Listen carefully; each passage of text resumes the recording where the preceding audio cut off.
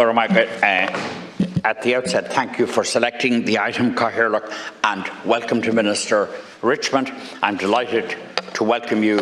I think might be one of your first occasions to visit the Senate as a Minister, and I'm delighted to welcome you. You're one of our esteemed former members, and also you have very strong ties with our county, and in fact that neatly links into what I'm going to address, in that there's a very strong tradition of involvement in the Reserve Defence Force in County Cavan, traditionally a very large involvement, and a very active units there to this day, and an active set of personnel, some of whom have reached officer level in it, and so it's very much a real issue in the county. What I propose to do initially is just to race through 5 preliminary background points, and then to go into the specifics of the questions arising today. Obviously, being in the Reserve Defence Force is a great outlet for young people. It's another important outlet for young people. It instills a civic spirit, lets them progress as individuals' self-development. It instills loyalty to the state and self-discipline. It provides training in a myriad of ways, and in fact one person said to me that he was personally shy and benefited hugely from that dimension, the training, and of course the camaraderie and the group thing, the team effect, etc. It also, interestingly enough, in the present context of shortages within the military, specialists within the Reserve Defence Forces can be seconded to the Permanent Defence Forces or the PDF, and can provide useful services and even go abroad, etc., on missions. So it has a very number of values. But what I want to address to you today, Minister, is to ask you to state the current status of the 15 reserve centres, excluding military barracks or military camps, confirming which locations are not staffed during 9 to 16:30. In other words, we want to know what's not staffed, and of course the corollary of that is, if not, why not? Monday to Friday, and if the Minister will confirm which are not being used, and if this is in line with Defence Force strategy. So again, it's the same point in a different way. And I want to ask the Minister for Defence to state the total number of training nights held per location per year in each of the 15 reserve training centres since 2017, excluding military barracks or military camps. So to state the total number of training nights there. So I'm interested in getting that information, Minister, and then obviously a statement around it, but very specifically initially the information. Thank you very much. I don't need the full time on this. Thanks. Thank you, Senator. And before I call on Minister Neil Richmond, I too would like to welcome him and wish him well and congratulate him on his appointment, and well done. Minister.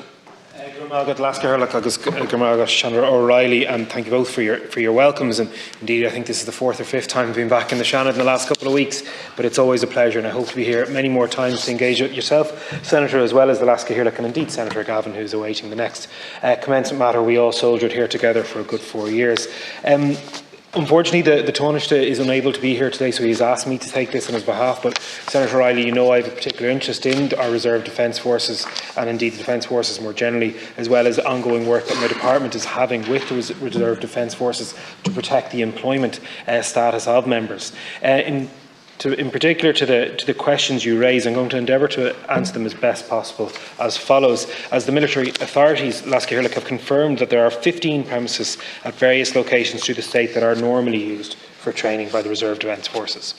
8 of these premises are currently owned by the Department of Defence, with the remainder under lease. An additional premises in Bray, County Wicklow is no longer in use. 4 premises from 1 brigade located at Mallow, Tralee, Ennis and Skibbereen, and 7 premises from 2 brigade located at Mullingar, Cavan, Navan, Castlebar, Boyle, Letterkenny and Sligo. These are all staffed during the hours of 9 o'clock to 4:30, Monday to Friday. The remaining 4 premises located at Templemore, Waterford, Clifton and Wexford do not have a permanent staffing cohort during these hours. The premises in Ennis is currently not in use due to the renovations, with training normally delivered at that centre being delivered currently in Galway. In addition to training nights, premises are also used at weekends to facilitate reserve field training days. The military authorities confirm that they are currently compiling statistics on the number of training nights held per location each year from 2017 to 2022. Regrettably, that data requested could not be readily obtained in the timeframe set out for reply, but I will communicate directly with the Senator as soon as possible with that information.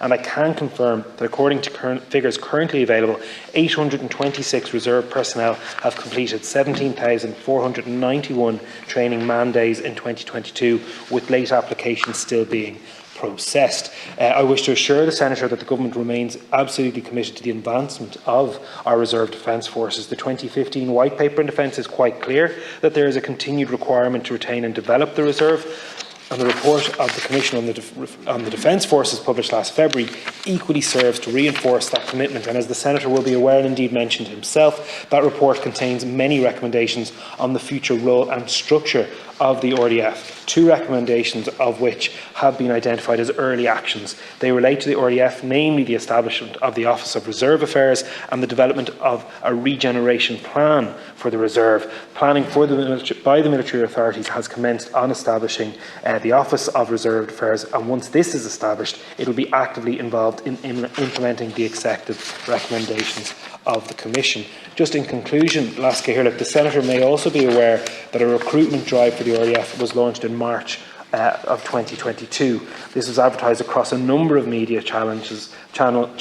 Recruit liaison officers across the RDF conducted local recruitment to attract applicants for this campaign, and I am advised that over 1,000 applications were received during this window, which indeed is very encouraging. And in 2022, to the end of the year, 90 new RDF recruits were inducted into the Defence Forces, and the processing of eligible applicants continues.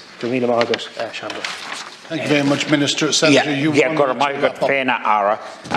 and thank you for the comprehensive answer insofar as you could give it. Obviously, I would urge you please to send me the supplementary material when you obtain it in relation to training hours. That's an important part of the question. I suppose it's regrettable that 4 centres you identify are not 9 to 4. According to your statement, the others are 9 to 4, and I presume that's the case. I'm happy to hear what you say, Minister, about the recruitment. In that in a way underlines the importance of the reserve force. The fact that there's a demand for it would indicate that young people have buy into and see merit in it. And I certainly hope that there will be a development programme developed and that full support for the RDF would be given as a very important part of our armed services. So I think it's a 1 minute thing. But I do look forward to the supplementaries just to have a complete picture. Thank you. Minister. I can assure that, Senator, you'll have those as soon as is humanly possible, but I think it doesn't take away from the overall response. And then just 2 other areas to underline, I suppose, our agreed position on this. Firstly, to state that the high-level action plan that sets out the Government's response to the Commission on the Defence Forces was approved, and a high-level steering board has been established, chaired by the Secretary-General of the Department of the Taoiseach, to oversee its implementation. And an independently chaired implementation oversight group has also been established to monitor the implementation of the recommendations approved by the Government, and this has already met on 3 occasions. These are all key parts, of ensuring that we have a continually viable Reserve Defence Force, but also a growing Reserve Defence Force that can play a much greater role, not just in the daily activities of our Defence Forces, but also of life more generally across the state. So, thank you very much, Minister, and thank you for your